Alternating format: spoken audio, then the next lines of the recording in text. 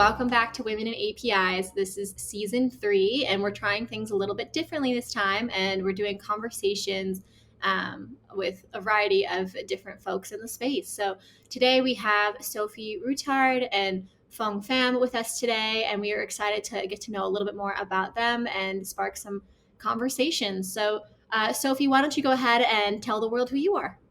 I'm Sophie. I'm working in Allianz Trade since almost 20 years now. So we did the first credit insurance API back then, which was quite a success. And then ever since we then reworked from SOAP to REST and did an API governance program, scaled the whole thing at company size and so on. And so I always got somehow stuck in the API space, and I love to be stuck there.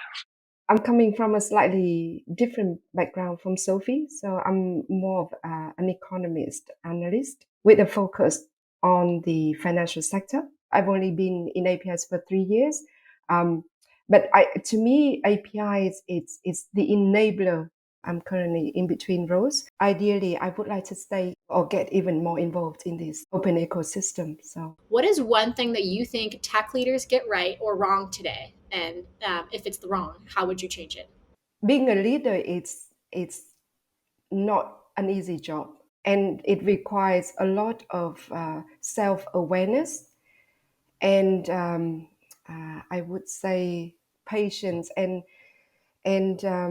require a lot inner strength. You have to keep learning constantly to be able to support the team. And I think not all of us are natural born leaders, so we all have to learn, right? But learning to become a leader, it requires, to me, hands-on experience. What they get right today is they do APIs to enable the composable value chain for their companies. What we do in the leadership generally is that we focus a lot more about not just hard skills and delivering features, but getting the whole person to work with us and making emphasis on respecting also that our employees are very different individuals. We are multinational, so my colleagues, they come from all kinds of regions.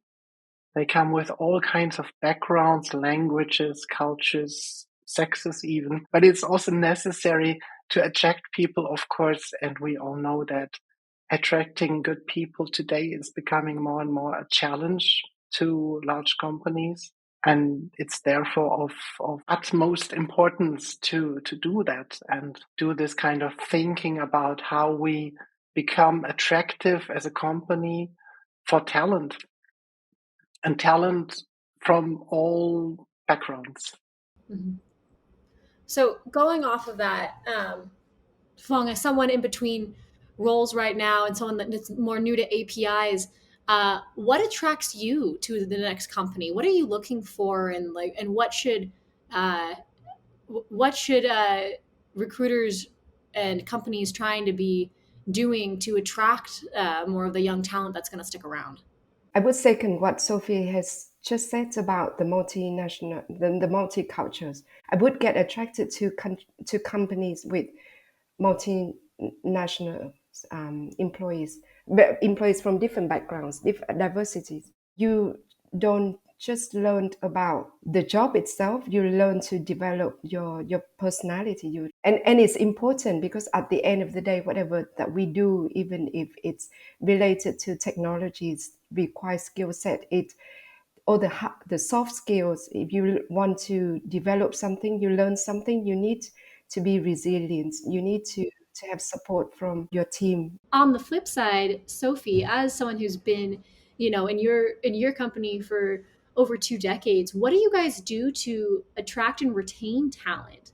What are some things that you do as a current leader to keep your tech team happy, especially some of the young women coming into tech? As a company, we do a lot of communications about explaining how we work. And the objective is to show that we have this mixicity of profiles, which is supposed to be attractive for people to come join us. It's our culture to include people from every background. We don't make any difference. And people feel that, and then they live it and they enjoy themselves with it. What attracted you both to the API space? What keeps you coming back? I've always looked at it from the business point of view, and I could quickly see that immense benefit that it had for our big customers to include our workflows into their systems.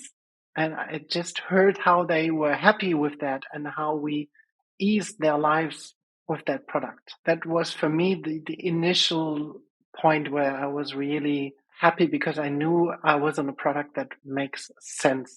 There is so much evolution in the space, so there's always a new thing you can learn, and then there's the community. Actually, very similar to what Sophie has been saying. Or I don't have the technical background at all, so it took me a while to just get my head around the very basic as of what API does.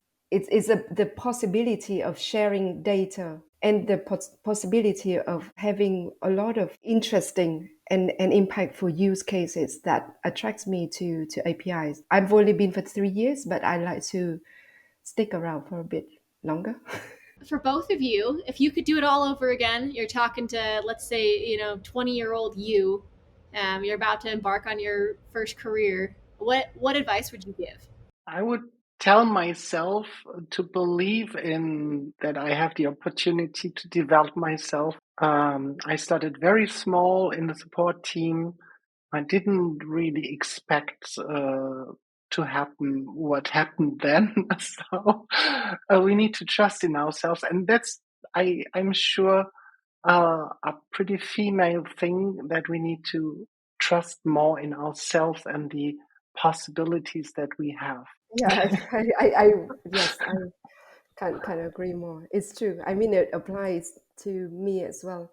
Yes, sometimes you are the one that needs to tell yourself that you can do it, not waiting for somebody else. It helps though. I mean, the mentorship, it's important. I would say to younger me, if you need help, seek help. What are some of the major mentors in both of your lives that have made a big impact, whether that's a male ally or another woman in the field? And how did you seek them out? How did you find them? It's super important to be in touch with the right persons, those that inspire you and that help you evolve yourself. Maybe that means also, if you don't have that kind of leader, then better seek for a change to not be stuck in something that's not good for you. Like Sophie, I've been quite fortunate in the sense that most of them have supported me in one way or another. What I appreciated from them was mostly very clear guidance, shared problem solving, support even when I was very early in my career. They always respected what I had to say. After having this conversation today and hearing a new perspective, is there anything that it's made you think more about, or anything that you've learned from hearing a new perspective? For me personally, it underlines a bit my thinking in terms of what's important from leadership, and that's also what I need to pay attention myself to as I'm now on a leading role. So I try to always keep that in mind and actively provide the time to my teams to give them this kind of polling that I had myself, and that should help them also to develop themselves. And I can just hope that I succeed with that. Yes, I think. I mean, as somebody in between jobs, looking back, reflecting. I'm going through some kind of reflecting what I've done and what I would like to go next. There's always a trade-off. A new challenge is always very exciting, but it's also important to have the resilience to stick around long enough to see the end results. It's important to know when to say when to stop and when to keep carrying on. And Sophie is a story that is a very, I really admire Sophie in the sense that she's got the resilience to go through. And Allianz seemed to be a great environment to offer her the opportunity to try out different ventures within a big corporate. So then that helps a lot to develop a talent, both personally and professionally. So that's a great example of how a corporate should operate. So yes, lots of things. So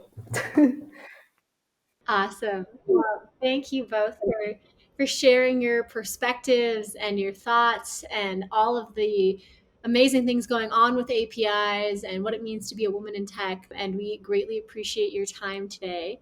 So thank you. You can check out other Women in API Season 3 videos by going to the Stoplight YouTube channel or the Women in API's website. Thank you.